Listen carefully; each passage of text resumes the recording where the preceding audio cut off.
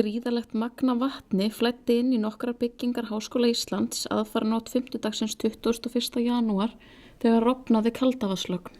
Ein af þeim byggingum sem urðu mestar vatnsskemmdir á var Gimli þar sem nemendaþjónusta félagsvísindasviðs til húsa. Við hjá Stúdentafréttum hittum Helgu Steinunni Hauksdóttur, verkefnisstjóra hjá nemendaþjónustunni og spurðum hvernig aðkoman var á skrifstofunni. Ég kem niður eftir bara 8 á föstudagsmorguninn og þá gjörsamlega allt á hvolfi.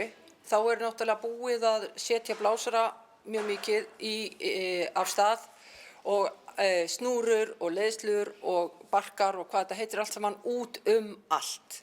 Búið að rífa allt af gólfum sem var svona lausamunir, setja upp á bara næsta borð. Þannig að mín starfsstöð var bara á rúi og stúi.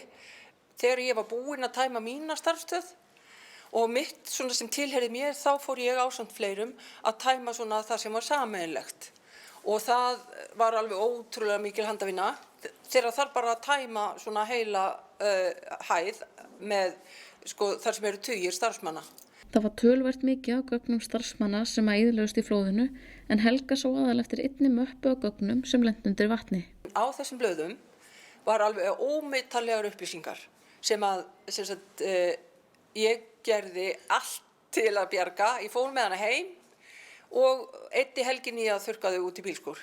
Nemendaþjónustan hefur opnað þjónustubóð sitt aftur í 8-205 og það opið frá 9 til 3 eins og var í Gimli.